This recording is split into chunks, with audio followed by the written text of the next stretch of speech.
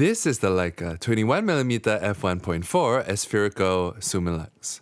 First introduced in 2008, this was the very first 21mm f1.4 lens with such a wide aperture ever made.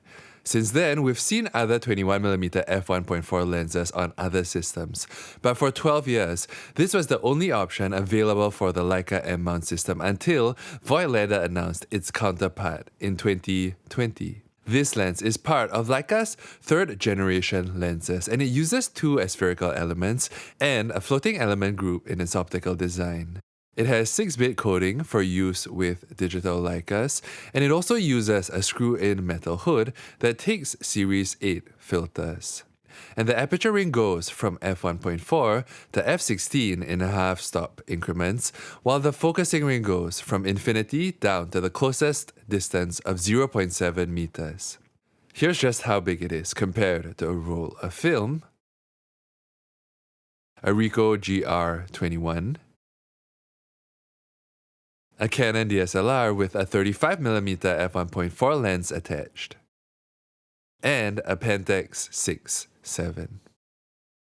With a filter attached, it comes in at 517 grams, which isn't light but it's not that heavy. And it measures just over 6.8 centimeters wide and 7.6 centimeters tall, which isn't by any means compact. So here's just how big it is compared to the Leica 35mm steel rim reissue, the 50mm f1.4 V2 pre-aspherical summilux, the 50mm f1.2 Noctilux reissue, and my current main 21mm lens, the Voigtlander 21mm f1.8 Ultron.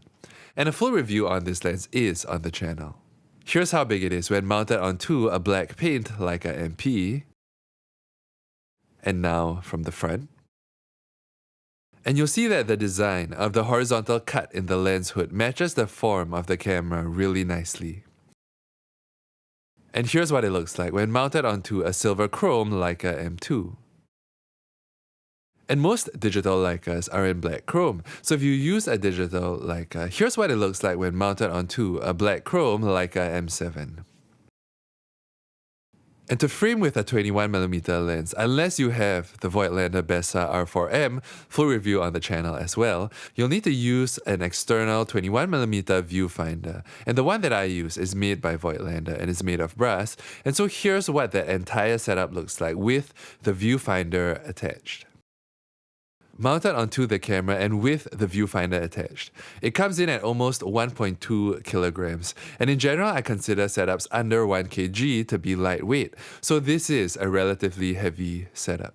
It uses a ribbed focusing ring, and on the barrel you'll find depth of field indicators from f1.4 to f16 to show you how deep your focus is, and at the underside of the lens you'll find a subtle made in Germany engraving. In terms of price, this lens is by no means an inexpensive one. It's more expensive than, say, the 35mm summilux with floating elements, and it's almost the price of the 50mm f1.2 Noctilux reissue. But if you love the 21mm focal length, and if you're looking for something with a large aperture, until my dream lens is made, a compact 21mm summicron. Right now, our only options are this and the Voigtlander counterparts. So hopefully one day, my dream will come true. That's all for today's video. Jeremy here. If you want to watch more videos like this, subscribe and I'll see you in the next video.